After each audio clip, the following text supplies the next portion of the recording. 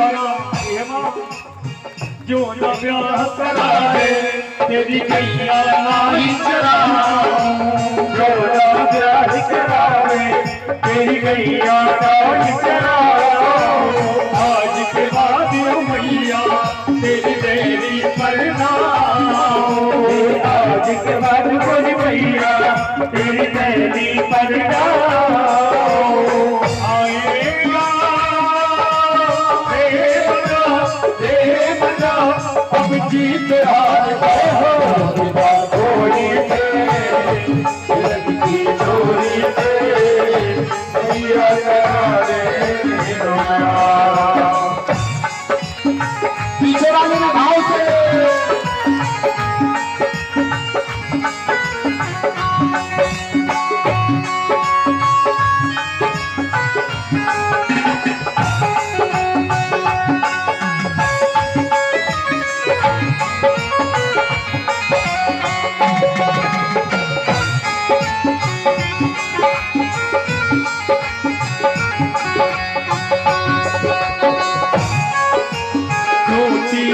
दुल्हनिया जब अंगना में डोलेगी, छोटी सी दुल्हनिया जब अंगना में डोलेगी। तेरे सामने मैया वो घूंघट ना खोलेगी, तेरे सामने मैया वो घूंघट ना खोलेगी। छोटी सी दुल्हनिया जब अंगना में डोलेगी, तेरे सामने मैया वो घूंघट ना खोलेगी। दाऊदी से जागो जागो बैठे मुदार पर राधिका गोरी से तेरी गोरी से मैया करा दे ऊपर तेरी छोटी है होती है कहते करा दो तेरुआ।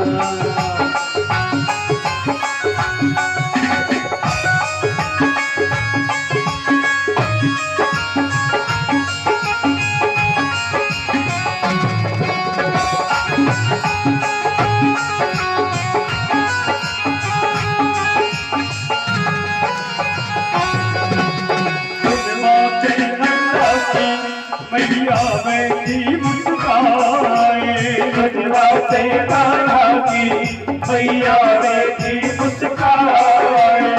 देख बलिया मैया इमड़े से अपने लगाए, देख बलिया मैया इमड़े से अपने लगाए।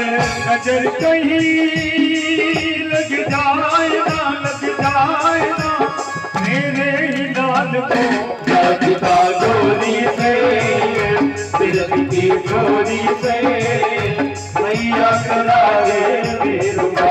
राधिका गोरी से तिलक की चोरी से मैया करावे मेरुआ। राधिका गोरी से तिलक की चोरी से मैया करावे मैया करावे मैया करा दे। कृष्ण कन्हैया लाल की जय हो, राधा रानी सरकार की जय हो। अब दो मैया यशोदा यहाँ सारी गोपांगनाएं उलाहना लेकर के आती।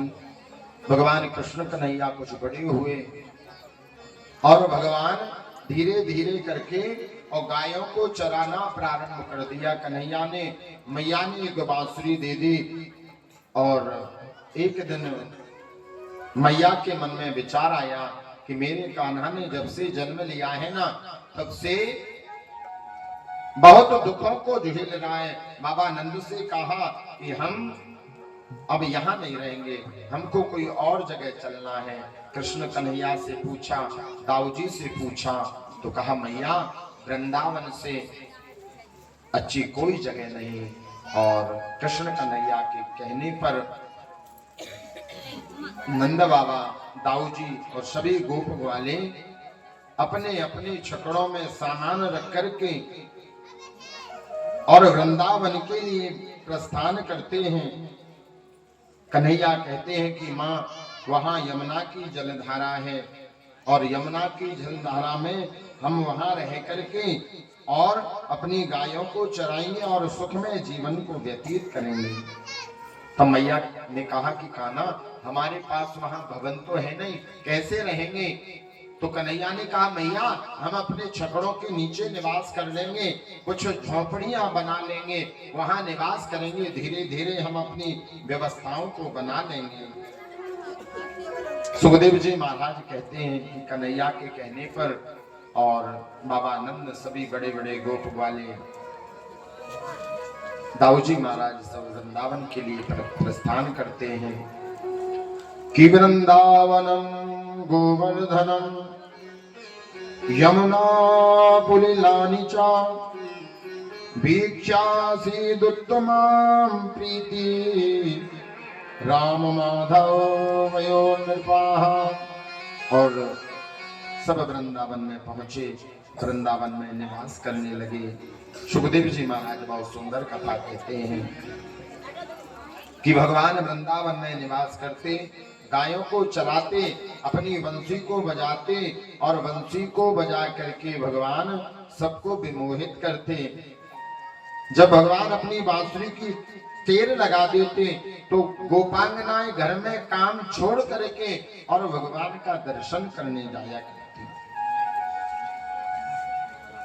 एक दिन तो गोपांगनाएं भगवान कृष्ण से कहने लगी कि कन्हैया जब तुम गायें चराने जाते हो ना तब हमारा मन घर में नहीं लगता, ऐसा लगता है तेरा दर्शन करने हम वन में ही आ जाओ।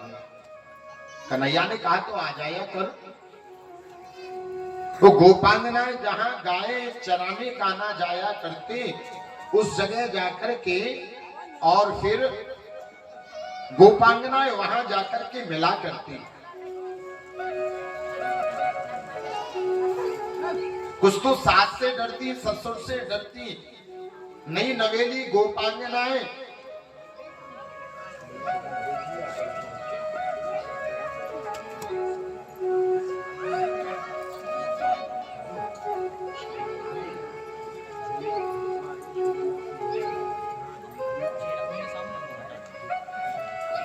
बोलो कृष्ण कन्हैया लाल की। तो कन्हैया ने कहा कि यदि तुम्हें मुझसे मिलना हो ना तो मैं सुबह गाय चराने जाता हूँ, मैया के सामने बता नहीं पाऊंगा, मैं अपने कान में कनेर का पुष्प लगा करके जाऊंगा, मैं जिस कान में लगा करके जाऊं उस तरफ आ जाया करो, मैं मिल लिया करूंगा। बंधु कृष्ण के मन में काम नहीं था बल्कि कृष्ण के मन में प्रेम था। भगवान तो अंतिम समय भी तक योगी रहे। शास्त्रों में लिखा है कि यत्र योगेश्वरा कृष्णो यत्र पार्थो धनुर्धरा। मैया यशोदा जब लाला का श्रृंगार करती तो मोर पंख अपने माथे पर लगा करके कन्हैया जाया करते, नंगे पैर कन्हैया, कांधे पर काली कामर, केस कंधे पर लटके हुए बंसी की तान जब लगा देते, भोजन बनाने वाली गोपांगनाएं, जल भरने वाली गोपांगनाएं दौड़ करके कन्हैया का दर्शन करने जाया करती, दर्शन करने जाया, वृंदावन में निवास करने लगे। और महाराज